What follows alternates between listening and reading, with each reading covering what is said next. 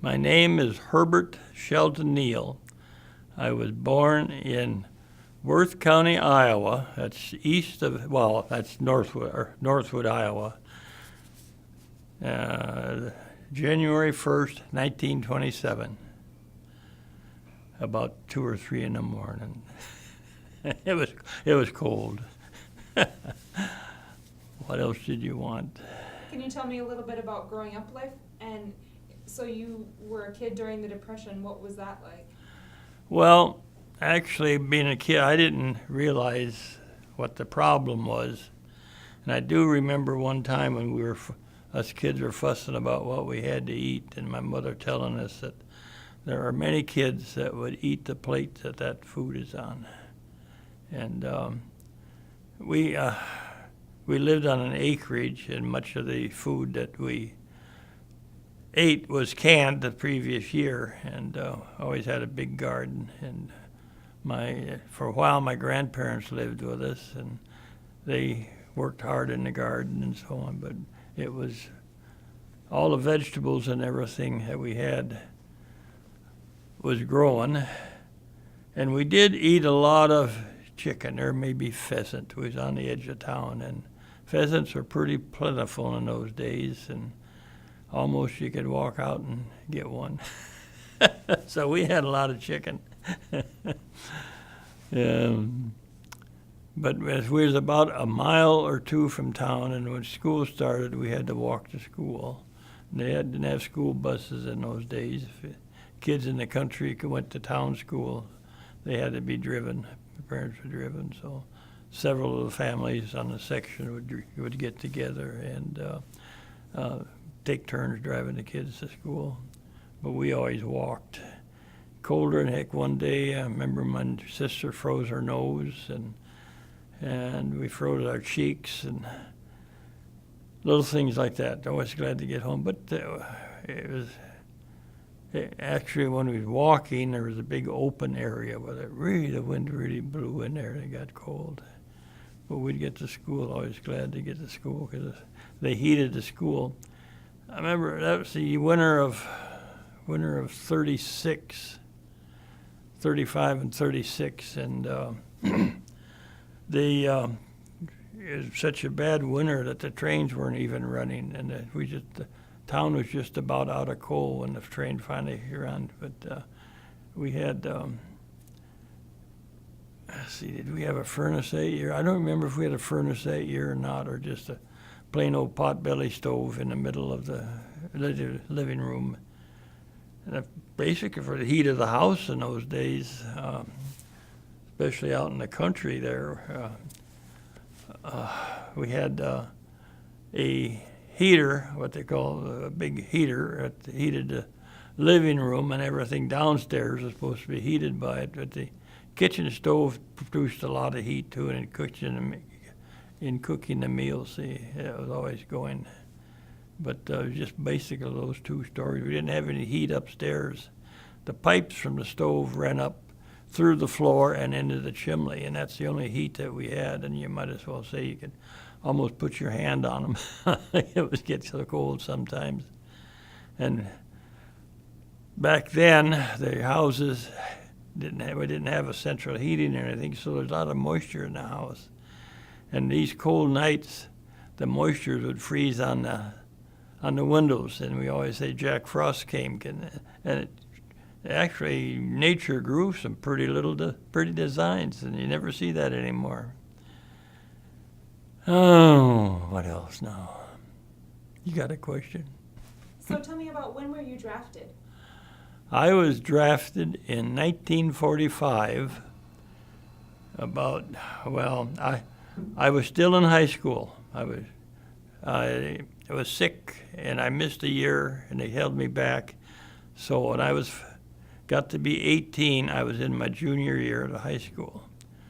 So I turned 18, and because I was in the last semester, they wouldn't draft you. They had to let you finish. So as soon as the school was out, I think they must have ran down and put that draft notice in the mailbox, because I came home and it was there. But in May of 45, May, June, July, I think about June or July, I left for, well, I was drafted, and we went to the city up to Fort Snelling, and they had a big line of people lined up there, and so many went to this camp, so many went to another camp. They got, here's 5, we need 5 for naval forces. Well, I said, what's naval forces? You don't want to ask questions like that. They said, that's the Marine Corps. So 5 of us went to the Marine Corps. And we left, boy, they met action. We got, as soon as they found out the 5 was going, they rushed us right down to the federal building. They swore us in and headed for the train depot. Got on train and headed for Paris Island. I think it was 2 nights on the train, something like that. We got to Paris Island. I was kind of excited. I thought I'd like to be in the service. I'll tell you, when I hit that main gate and heard all that shouting, I knew this wasn't the place for me. Why did I think this is going to be a glamorous deal? And it was not. Boot camp was very rough. In fact, I tell everybody that boot camp was tougher than combat, but it didn't quite so, but it sounds good. But I was in boot camp. I did have a ruptured appendix there, so that held me back a couple months. But as soon as we got out from the hospital, finished boot camp, and we got right aboard ship and went to China. Can you tell me a little bit more about your training? Well, the part that I hated worst on the training was the bayonet practice. I did not like that. But as years went on and I got to Korea, I wish I'd had a lot more of it. Because I did not like bayonet practice. And when you get in hand-to-hand combat, all these little things that you wish you knew were coming back, or should have known were coming back. But other than that, there's normal marching and drilling and digging foxholes and learning about strategy and stuff like that. But like I said, the part I hated worse was bayonet practice. What was it about that you didn't like?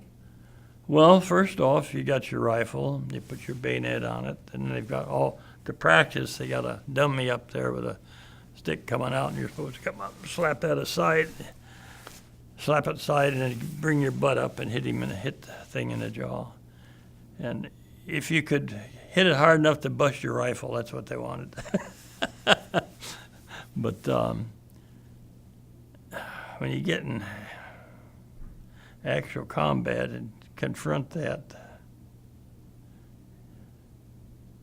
it comes natural. I think I could have probably went back and trained the other guys after. And Korea was the worst. When the Chinese first intervened in Korea, we were outnumbered 30-1. And I missed that. I joined them just after in January of 51. But the Chinese intervened about October, November, something like that, of 50. And they dang near, can't say, they really whipped the air. We're out 30-1, and the machine gunners would tell us they had Chinese dead piled up. They was piled up so high in front of their guns, they had to move the guns. They couldn't shoot over them. And then they ran out of ammunition. And they fell back quite a ways until they got to usually you'd fall back to a richer river. That's a natural fortification or natural landmark where you can fall back, get on one side of the river, and then they try to cross it, and you cut them down pretty good.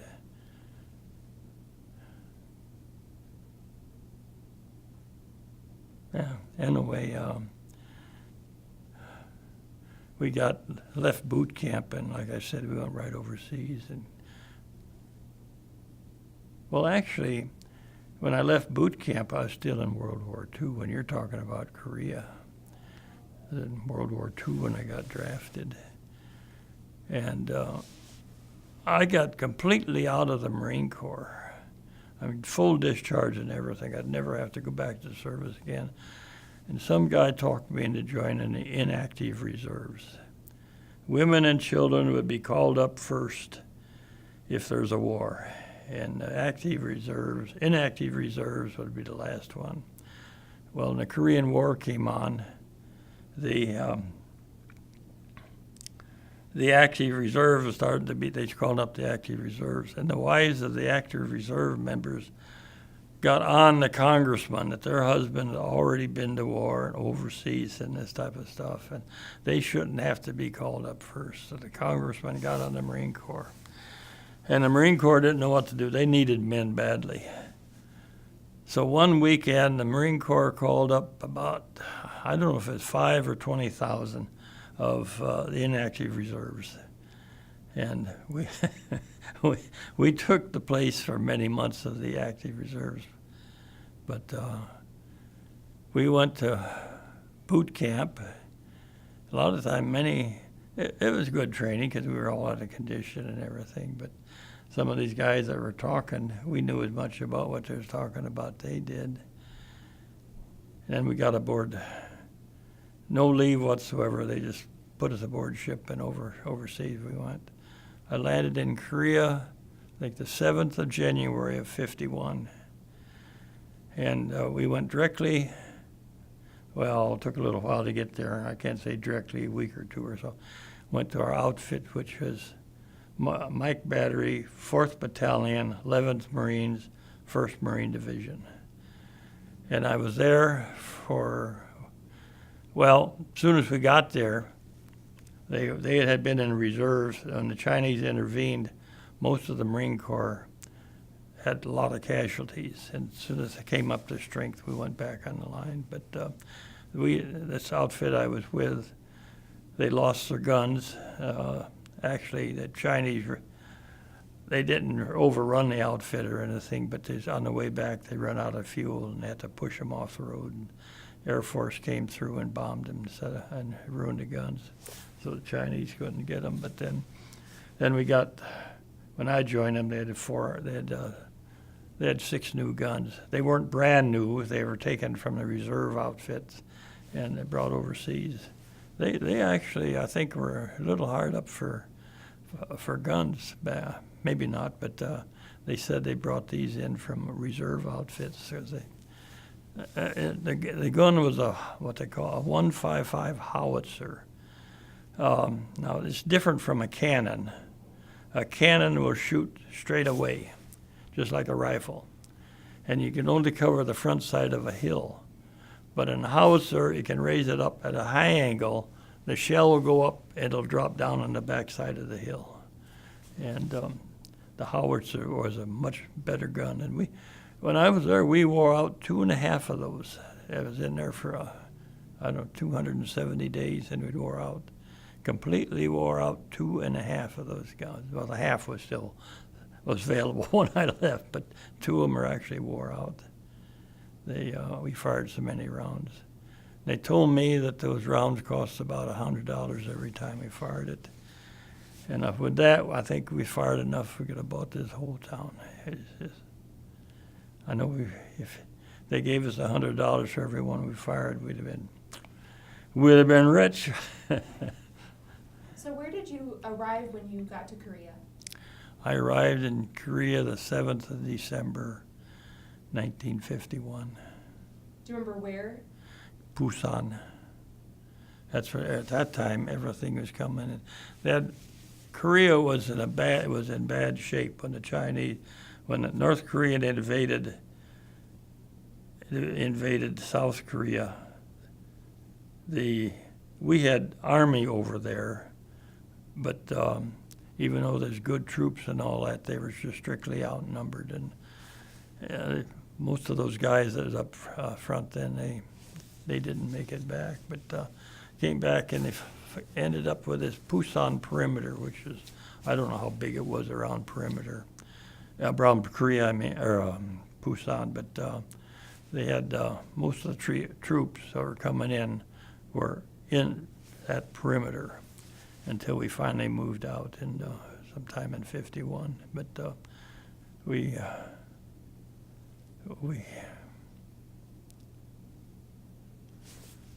were there. I guess I told I joined the 1st Marine Division there, Mike Battery, 4th Battalion, and it wasn't long after we got there we went on the lines. And where was the line at that time when you went online? Well, I don't know the exact longitude or latitude of it, but we would be about 50 miles to the north, maybe north and a little east of Pusan, and that was the perimeter was about 50 miles. And then when we started out, then we moved and we're not. I was trying to think. So was it Seoul? I can't think of the town was on the coast I was headed for, but I can't think of the name of it. But they had up there they had the Incheon landing. I wasn't involved that I was in Korea at the Incheon landing, but this landing was probably the most successful of any landing that they'd made during World War I or World War II in Korea. It was claimed to be one of the most successful. I don't know.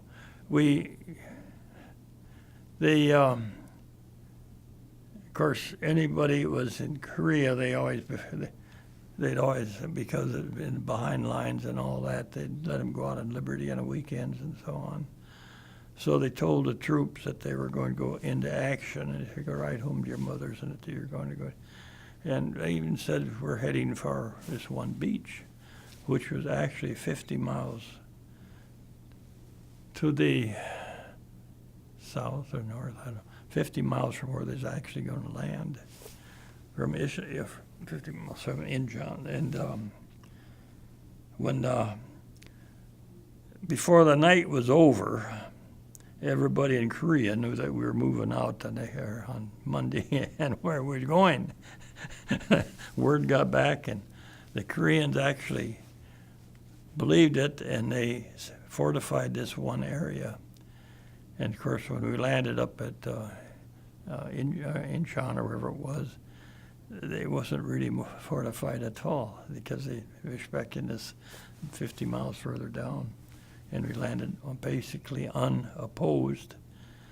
And this was a real advantage because we could drive right across Korea, and we blocked all those North Koreans who had gone inland, who had blocked them and captured practically their whole army. When they found out they couldn't escape or be annihilated, they surrendered. So then, as far as we was concerned, another problem, or we didn't bother me, but they had to figure out what they're going to do with all those prisoners. They get hungry too, you know. I guess they ended up putting them on an island or someplace. But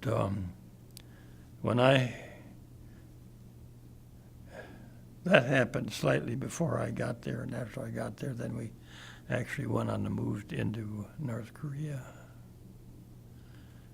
They had the 38th parallel, supposed to be the line between North and South Korea. I don't know how many times we crossed it and got pushed back and crossed it and got pushed back, but finally we crossed it and we stayed.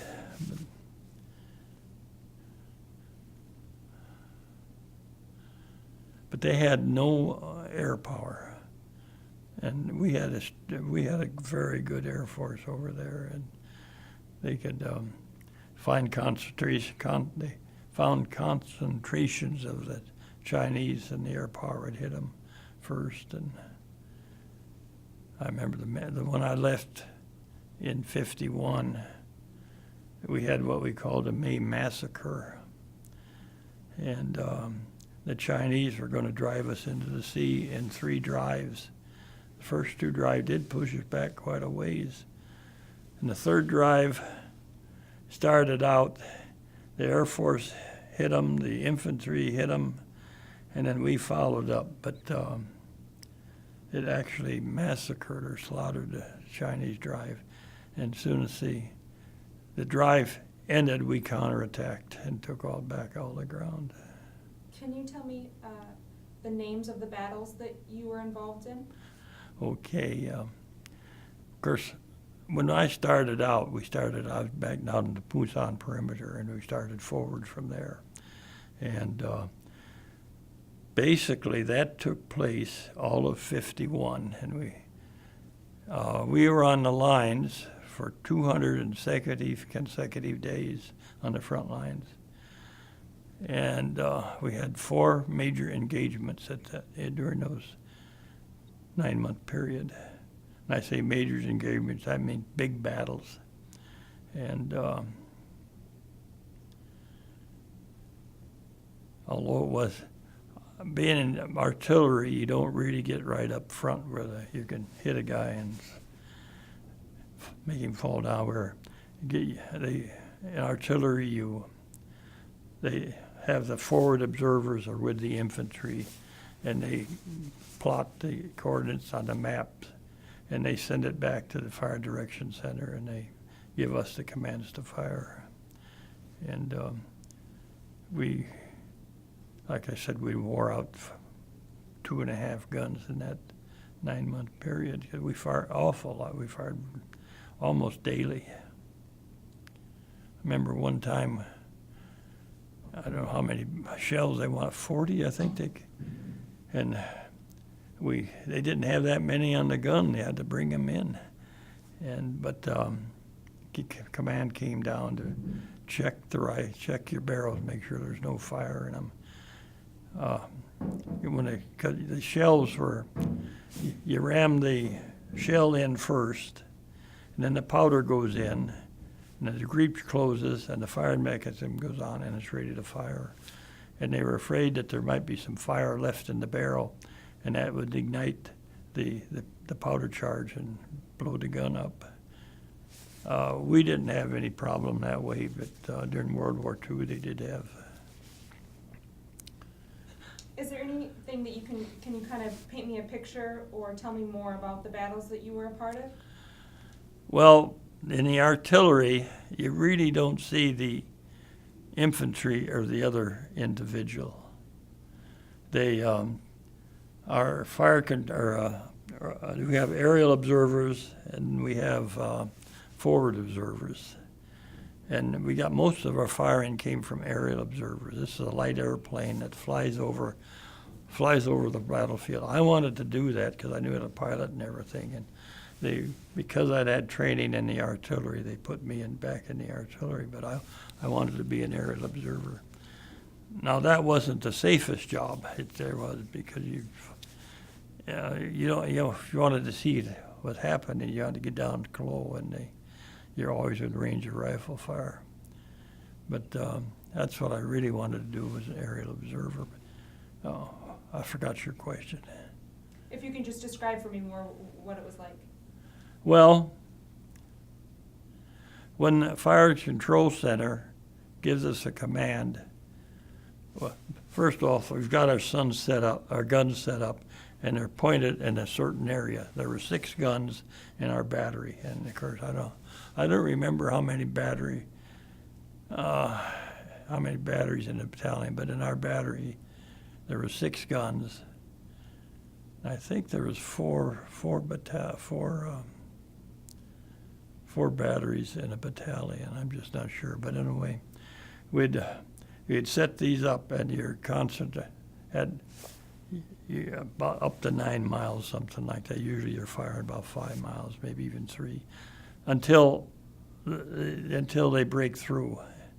And I remember one time the infantry couldn't hold them, and they was coming down. They topped the hill, and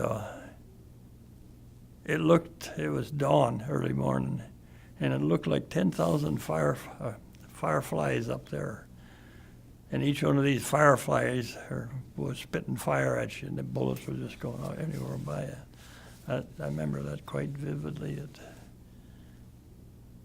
And as far as the rest of the battles are concerned, you're back there. Fire Direction Center tells you where to fire, and you point the guns that way and start firing. The Chinese for a long time didn't have much artillery. Then towards the end, I was there in 51. They must have gotten really supplied, because they really peppered us.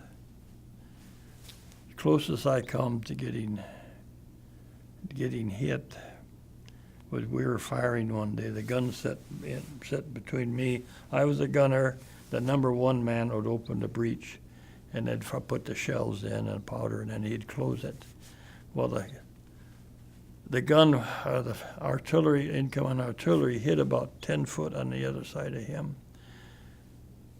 And when it blew, if he hadn't been there, I'd have got that whole thing right in the face. He got injured quite badly, but I didn't get a scratch. I woke up, the concussion knocked me out. When I woke up, I was laying over the gun. I don't know how I got there, but I was laying over the gun. And before I realized what I was even doing, I told my gun sergeant, usually stood back a ways. I said, Pitts, that must have been awful close. But dirt and rocks were hitting us in the helmet. I was laying over the gun, but all that crap was hitting me in the helmet. And then I heard a little voice, I'm hit. And I looked around, and nobody was there. And the artillery, your gun recoils back, so you have what you call a recoil pit. Usually it's a couple foot deep, maybe a little deeper. And he was a little guy. In the Marine Corps, the littlest guy is called Chick. Halderman is his last name. So it was Chick Halderman. He was down, I'm hit. So I woke up, figured out where I was, and I slid off the gun and got down in the recoil pit. And Randy Parr had got there first and got him laid out. And I was the oldest one in the outfit because I've been World War II when I'm old. So they all backed off, and Neale, he's here, he's going to take care of him, you know. And I didn't know any more about it in the man, but I opened his jacket up, and in his T-shirt, there's just a little red spot right about in here. I says, Chick, you aren't hit. I am too, he said. I rolled him over, and he had a hole about that big, about the size of a quarter, through his jacket and into his lung, and that's the red spot was where it was starting to come out. And I got the first aid kits out and got him patched up, and we carried him through an artillery barrage, incoming shells, back to where he could get evacuated. And we came back and waited for the shelling to stop. But and later, I didn't get a mail, but Randy Parr did. They were pretty good friends. Got a letter from him, and he said he had lost one lung, but he was going to recover okay and go home. But you never really recover okay after something like that. But that's as close as I had come to getting hit. And if it hadn't been for him standing there, I would have got it right in the face. But as far as actual battles are concerned, I was in 4 major battles. And on that sheet that Carolyn filled out for me, it tells what they were. And it was 4 major battles. And that occurred all in 51. Fact is, that was a 9-month period. Every 2 months we had a major battle. On November 3rd, 1950 to 24th of January 1951, that was a communist China aggression. That's when they actually intervened. And then the 25th of January 51 to April 21st of 51 was the first UN counteroffensive. And the third one was April 22nd, 51 to July 1951 was Communist China Spring Offensive. And then on July 9th, 51 to 27th November 51, UN Summer Fall Offensive. And I came home after that. When we counterattacked, we slaughtered the Chinese, and you don't stop to remove the bodies from the roads or anything. You drive right over them. And of course, these are all dead Chinese. And Remember, he rode over the stomachs of some of them, raise up on the feet would raise up and the head, their chest raise up, and what they had in their stomach was gushing out of their mouths. And some of them been ran over so many times that they were actually like tattoos on the earth. They were so flat. It's hard to believe, but they were just flat. And we went on, moved on, and they come to a big river, and they was floating down the river. And then later on, down the river, we were taking that water out and purifying it and drinking it. But what Carolyn was mentioning, as we went on, went through kind of a pass. It was all mountainous area, and you get from one valley to another, you go through a pass. And it looked like this probably were air power that did this, but there must have been a dugout for trucks and that, and the Chinese crowded in there before the shell went off. And it literally mangled those bodies. They was laying out there. They communicated with bugles, and there was a bugle laying in this pile of dead flesh, Chinese dead flesh, and everybody wanted that bugle. Nobody's going to walk through that pile of dead to get to it. So I don't know who ended up with it, but if you had a big stick, they probably would. But I'm glad I did not get it now, because it would bring back all those memories. One of the things I did remember, we used to help my uncles butcher hogs. And they'd kill the hog, and they'd hang the hog up by the back legs. They'd cut the stomach open, and the duck's intestines would fall out, their guts, And when we got hit real hard, and when I woke up, I looked and I seen this one guy, he's kind of leaning, I don't know if he's leaning over a fence or how I was holding him up, but his stomach had been ripped open and the guts were laying out. And I thought, my God, that just looks like that pig guts. Just like that. I can still see that. Another thing that bothers you, we have what we call heat lightning here. It's just lightning off in this over the horizon. It just flashes. Well, that's just like artillery looks at night. They're firing at night and they're over the horizon, and you can see the flashes. And once in a while, if they're close enough, you can actually see the guns booming. But you're always glad that there's going someplace else. But those are a lot of things like that. Remember, like Carolyn said, in the road there, and bodies floating down the river.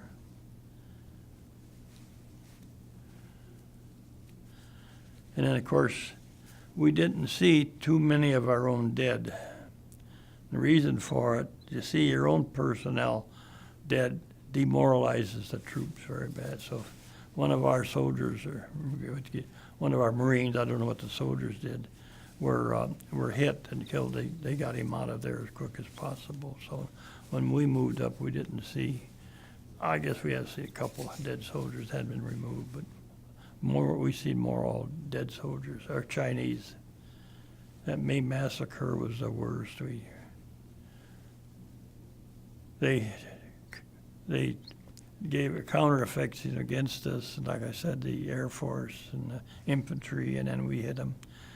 And the fields was littered with dead. They all had their mouths open. I guess it's natural. There's a muscle holding your jaw closed, and if that muscle relaxes, your jaw will come open. It always struck me funny that they had their mouths open. But when they buried them, they just took a bulldozer up and dug a big trench, pushed the bodies in and buried them. I don't know how deep it was. We were at one place one time. The Chinese had used it for their burying their dead, and we did digging the gun down, and we hit this dead soldier. So we moved the gun away. But that guy, he laid there and stunk. we covered him back up, but he's stinking through the dirt. Until we left, we could smell that Chinese soldier. He was getting back at us. So how did it feel when you were witnessing all this? You kind of close your mind to it. You know it's there, and it's almost like a dream, and it still is today. It's almost like a dream. You close your mind to it. You can looking and seeing, and it is being registered, but you don't. It could drive you crazy if you dwelt on it. Unfortunately, we did not see many of our own dead. They've been removed, but we've seen hundreds of Chinese. One of the reasons the Chinese got involved was they had to reduce the population. And so when they got involved, they would have troops massed in counteroffensive, and you just blew the holy heck out of them. And but they always seem to have plenty of men. One of the guys who was in the initial drive from the Chinese, he says, those little yellow men in the brown suits, they just keep coming. And a lot of those guys, I imagine it would haunt them today. Fortunately, it don't really haunt me, but I do think about it. I wake up in the middle of the night, and I don't know what wakes me up, and out of nowhere I can see all the Chinese dead, and so it's always back there. And I think the worst time was being shelled. I mean, enemy artillery fire coming. I think that was the worst time. You got so you could hear that shell coming. You could tell whether it was going to go over top of you or fall short, or if it's going to land very close to you by the sound of it. It's just coming after you could hear it coming, and everybody just kept their, I'd listen, and all of a sudden the right sound would come. Boy, they would disappear. Everybody we had foxhole. Basically, we lived in bunkers. The bunker is all it is, a hole in the ground with a roof on it, and you try to get the roof 2 or 3 foot deep and put rocks on it. So if it got hit, the rock wouldn't penetrate. But fortunately, I don't recall any of our bunkers got hit, but we got men that were hit. Yeah, and you'd pile in a foxhole. I dug a foxhole just for me and put a cover on it, and I thought, gee, this is going to be nice. God, we started to get hit, and I headed for it, and there were 6 other guys already in it. So I had to find another hole to get in. But I guess when it's all over, I'd come up and give them holy. Well, that was my bunker. Why do you have to get in there? Well, we didn't want to get hit. Well, I don't blame them, but find your own hole. What kind of friendships or camaraderie did you form during that time? There was one fellow by the name of, he was a gun sergeant, Marshal Ellis Pitts out of West Fargo, North Dakota. I actually went up and seen him a couple times, and last time I went up, he just appeared. And, there's Pitts in the phone book, and nobody knew this Marshal Pitts. So I don't know what happened. He just disappeared, whether he moved or passed away or what. But I always invited him down here, and he never did come. He's afraid his old car wouldn't make it. It was just as good as mine. But apparently his wife wasn't that social either, and he didn't want to take her on a trip. And I went to visit him a couple times, and we went to the Legion there in West Fargo and had a few drinks together. And I guess we did. Some of the other people are Korean vets. They sat out and talked a while. always fun to talk about it. But it does haunt you. So as a result, you do not want to spend too much time talking. You'll talk about it maybe once or twice every 6 months, but no, never every day, never every day. Maybe if I had a neighbor or something, he would, but I think they would probably feel the same way if actually they'd. Well, there's a lot of people in the service that actually never see combat, and but the ones that see it, they don't really tell what happened. So what was your date of departure from Korea? It was one of the last days of November, or the first days of December in '51. I got home Christmas Day of '51. And wouldn't you know it, the first phone call I got on the 26th was from the draft board. Lady, I had to be polite. He wanted to know, well, she wanted to know, I had to come up and register. I said, I got 2 weeks to register. No, you don't. Well, what she'd done, she'd read the paper that we'd landed, and it took 2 weeks to process her. And so right now was what she thought was going to be there. I got 2 weeks. So I did go up there, and I moaned and groaned a little, but we signed up and it was all over with. But I could have, I was being polite. I could have told her what I thought of her. So where did you finish your time of service then? Well, actually, when they sent me home from being in Korea, I was still in the reserves, but I wasn't to return. I just stay home. And I think, you see, my actual reserve time came up when I was on the front lines in Korea. But being on the front lines, hundreds of other guys the same way, Truman, they called it the Truman year, added a year on all the enlistments. So I was involved in the Truman year. And that ended sometime, that's middle of 51, or 51, 50, oh, maybe 52, earlier in 52. And, but they tried hard to get me to re-enlist. I was, no, you're going to lose your rank, and all the history and all that stuff will get lost. And I could care less. I had my fill of it. What was your date of discharge? Oh, it was several years later because I was still in the reserves. I don't remember even know. I can't really tell you. It's a couple of years later. Yeah, I think it might be in that information that you have, but I don't remember. And what have you done since your military service? Since I left there?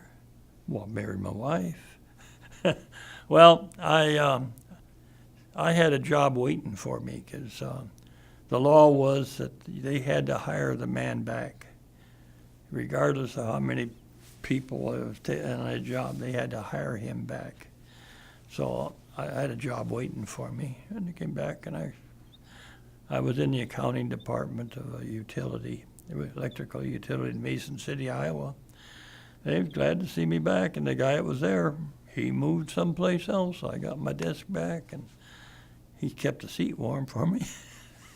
But I was actually, you'd almost know I was there.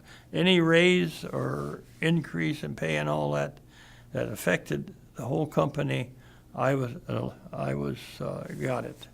They got extra weeks vacation. I had that come in, and they had, I don't know, 2 or 3 pay increases when I was gone, and I got all of that when I got back. It wasn't back retroactive or anything, but it was any benefit that all the other employees got, I received it. No questions asked. I had to find out maybe what it was, but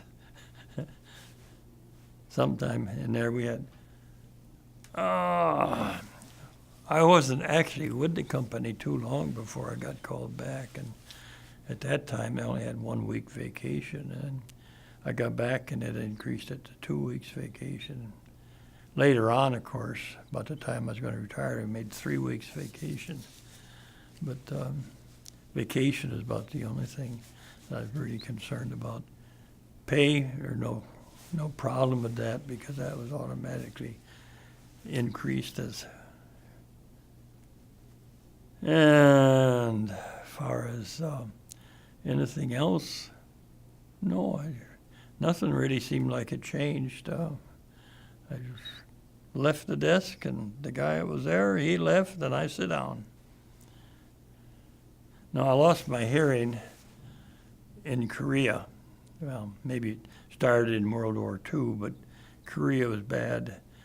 We had cotton. They always tell you, you get overseas, you'll get the best of hearing aids or hearing plugs. They got overseas, they didn't have nothing but a box of cotton. And you'd wad cotton up and put in your ears. And a lot of times, if you started getting shelling or something in the middle of the night, you didn't worry about your ears. You just took off, and the ears still ring. I mean, all these years they've been ringing, but I think most of the fellas who had their ears were affected. And I've seen wounded guys and all this, but all I ever got on it was no hearing. Closest I come, maybe I told it was, it's during I don't remember what month it was. It's in 51 in a way. Closest I come, I was gunning on one side. The cannon sit right about that far, and one guy was here, one guy was here. And so I was gunning. I was standing on the left of the gun. And I guess I mentioned a little Chick Halderman was on the right. And he had opened and closed the breech. And this shell came in and hit about 10 feet on the other side of him. And if he hadn't been standing there, I would have got that whole thing right in the face. But as it was, he got wounded in the back, and he lost one lung over it. But he was the life of the party. We hated to lose him. He was always joking and having a good time. So, your service during World War II, where did you go? In World War II? Well, first off, I was drafted out of high school. In my junior year, they let me finish my junior year. I got drafted and up to Fort Snelling's where they got inducted. And so they had everybody all lined up, and so many of this camp, so many of this camp. And they got the 5 for Naval Forces. I guess I mentioned that. What's Naval Forces? Marine Corps. Well, we weren't too anxious, but somebody said, well, let's try it. Well, let's try it when you don't try things. But anyway, they took the 5 right now for the Marine Corps. I tell you, they had us sworn in on aboard that train and headed for Paris Island before it got dark almost. And I was on the train for 2 nights, got to Paris Island. I wanted to get in the service. I thought that'd be the biggest thrill. Jesus, when I seen that Paris Island gates and heard all those guys shouting and yelling, maybe this isn't what I cared for. And it was tough it was tough training. Of course, I come from a small town and think people are pretty innocent and this type of stuff from a small town. And we got thrown in with a bunch of guys from New York. And the New Yorkers, the drill instructors just hated them because they're always so wisecrackers, smarting and all this kind of stuff. But the drill instructors, they just made it miserable for them if they could. And I got thrown into them. Went along with that miserable stuff. I did have a ruptured appendix, went on as a service. I guess I was only there a few days. I began feeling this pain in my right side. And I kind of knew what it was, and I mentioned it to the gun sergeant. I had this pain in my right side. And they all think that you're putting on or wanting to go to the sick bay and that. Next morning, in the middle of the night, I felt it move across, and I felt the thing bust on this side. So I fell out with them the next day. As soon as they had called to go to the sick bay call, I went, and they had me in the hospital.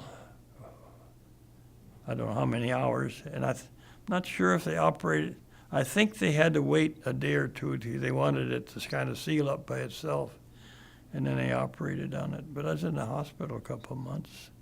But a lot of it was recovery. You don't have an operation. Now here you'd have an operation to go home and lay around. You don't do that in the Marine Corps. You have your operation and they let you lay around or get your strength back. And if you haven't got your strength back, you're in trouble. They had some guys that discharged from the hospital, and he had to walk about 5 miles to get to the outfit. Time he out there, he was pooped, and they turned right around and brought him to the hospital. And those nurses, they were just madder than holy heck. Well, you stoop, why didn't you take him? You didn't have to walk or nobody. You don't just, you see in the movie there, jump in a Jeep and go. Well, this isn't quite true. If you don't know how to walk, you're in trouble. I wore out 2.5 pair of boots when I was in the Marine Corps. They had thick soles on them, and I was down to the leather, and they'd give you a new pair. But I had 2.5, wore out 2.5 of those. So did you serve overseas at all during World War II? Yeah, I was in World War II. I went right out of boot camp over to China. They put us on a train, got to Norfolk, Virginia, loaded us on troop transport, and we sailed that same night. There were about, I don't know how many thousand of us on that thing. I remember one little guy, he was afraid he was going to get seasick. He didn't even get on board ship, and he got sick. And we all had to walk through it. But I didn't get seasick. We did. We stopped at the Panama Canal, and they gave everybody a day or two liberty. Well, actually, it's 2 days, but they had to come back to the ship. And of course, for breakfast, they had biscuits and gravy, and nobody even ate. They had all that there. So, the evening meal, when they came back, they had biscuits and gravy. And of course, in that high climate or hot air, and they couldn't cool it.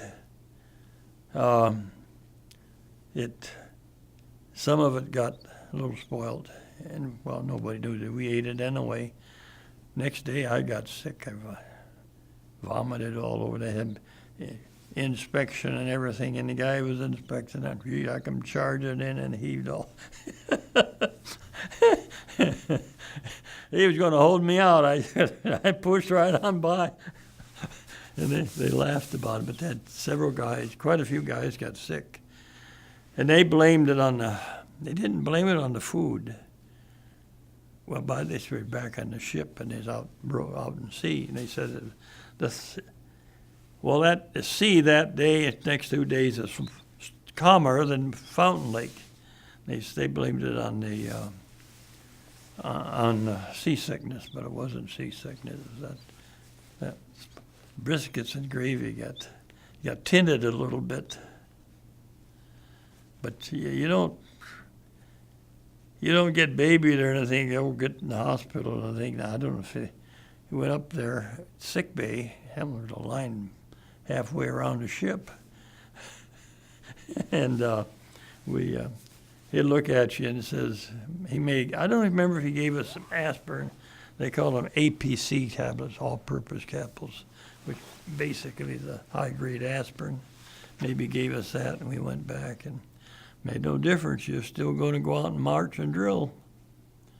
And that's what we did. Well, anyway, after boot camp, the war had ended while I was in boot camp. Well, actually, when I had my ruptured appendix, I was in the hospital for a couple of months, and the war ended. And then I got out. We finished basic training, and these sea guys had been overseas for I don't know how many months. They were coming home, and they had to be replaced. So they loaded us. We had 6 weeks, 8 weeks training aboard ship. And we went over to replace these guys that had been in combat and all the experience. And they actually fitted in pretty good because nothing like a boot. Used to all that yelling and shouting, and they tell you what to do. Usually if they wanted you to squat, you squatted, and we were all that way for quite a while until we got kind of interwoven.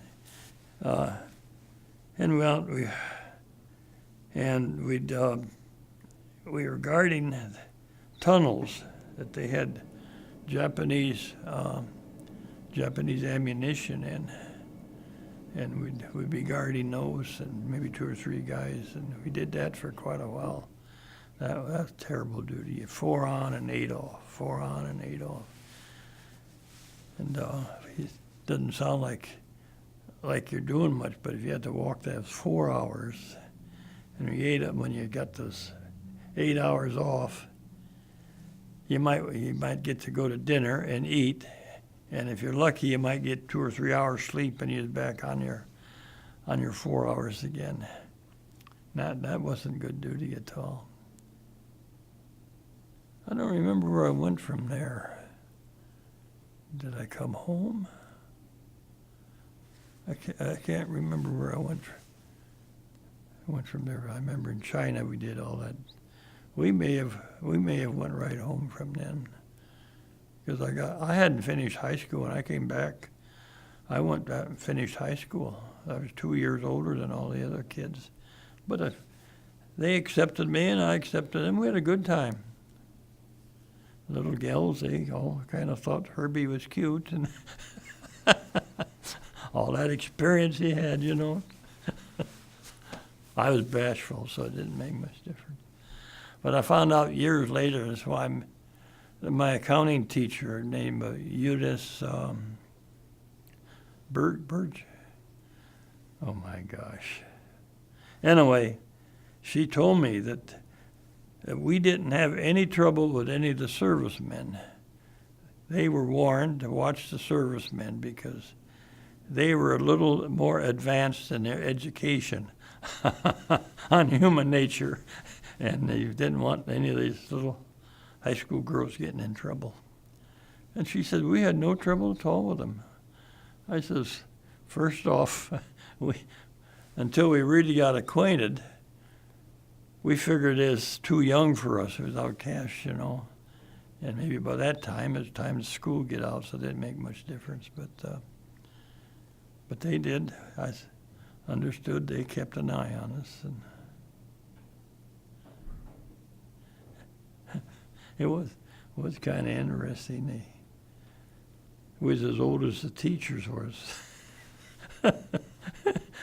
And Eunice Bogie was her name. She was an accounting teacher. She was very good, and I never paid that much attention to it. I was looking in the annuals the other day, an old annual, and she was a cute little chick. I can't see why I didn't get all excited. But she did have a boyfriend in the service.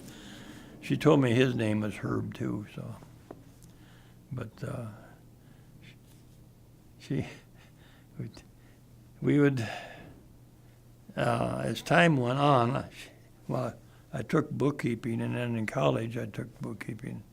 And I felt that she was a better bookkeeper, accounting teacher than those college professors. I just felt that, and I told her that one day. No, I couldn't have been that good. But, so what do you feel like you learned through your military service? Well, of course, you do learn discipline and this type of thing. You don't really realize that you may have learned that, but somebody tells you what to do, you do it, or you may ask him questions, or maybe you don't even doubt him, you just do it. But far as a trade is concerned, in artillery, you don't learn much except firing a gun. I mean, some of the people actually had an office job in that, and they sent them to school. If I had gone to school, it would strictly be for gun trading. It wouldn't have been for any educational purposes. And so I didn't have no schooling other than boot camp while I was in the service. I took all my training on the artillery and the gun piece, and that was done on the gun or by reading a book. And they had the manual there, and I'd check it out. But they only had one manual, about 400 people, so if you got one, you had to kind of hide it under the pillow and read it in the daylight or with a flashlight at night. But I found out about certain things. They had pins coming out the back of this. His hydraulic mechanisms, his guns are hydraulic, and there's couple brass pins coming out of there. I didn't know what they were, and finally I asked about it, and he said, that's pins. If they start coming out, there's several marks on them, indicate that the oil is expanding. And so in the summertime, we started firing quite a bit. They were coming out, and they got to the second mark. I called in the fire control center and told them what was wrong. They sent a guy down to drain the oil out of the gun. But that was, as soon as it cooled down, they had to put the oil back in, so it's kind of a lost cause. But fortunately, when it turned out to the second marker and I called in, they started firing another gun. We was firing precision missions. And I say a precision mission, they'd have a pillbox or something that they wanted to fire it on to destroy. One time we fired and we fired and we fired. And they said, your shells are going sporadic. So we'd go up and they'd tweak it down. And finally they ceased firing and the guy flew low. He says, the building you was firing at had the door open and the shell was coming in the window and going out the door. And they thought we was missing the target. we were hitting the target, but it was going right through the target. Where was this at? Over in China. But it was little oddities like that, you know. One time, and you fired. They fired at night, harassing fire. They'd have a crossroads or something, and certain guns fired on that, and another gun would fire on it.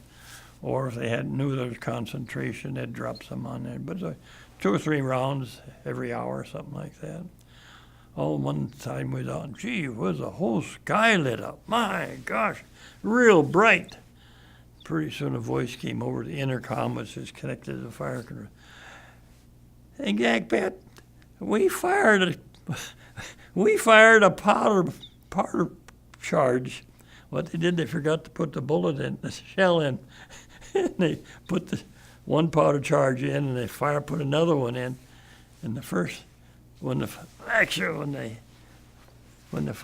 it went off, it pushed the first one on, it lit it, and it was all a streak of fire going out. As you shot a big stream of fire going out. We fired a powder bag. We always joking about it, what they did with that extra shell. Now they didn't have any powder for it. Didn't make much difference. They had plenty of them. Little things like that are kind of funny when you think back on it. Is there any piece of wisdom that you could pass on to younger generations? Little piece of wisdom. Be diplomatic and don't go to war. I said, even if you lose an argument, don't, as a last result. Think of all these young kids. You go to a military cemetery and you see lines and lines and lines across it, of crosses. And these guys, many of them were just 18, your age or younger. And if some of them probably could have been governors or senators or something, but they were killed. These guys weren't dumb by any means. You might have found some guys a little slow in that, but most guys were intelligent. We had always joked about the people from Arkansas and from the Arkansas mountains or whatever.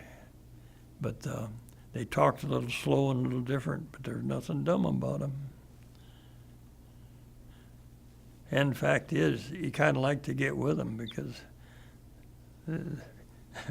they were not afraid of anything. I don't know if that's nature down in the Arkansas mountains or not, but they weren't afraid of anything.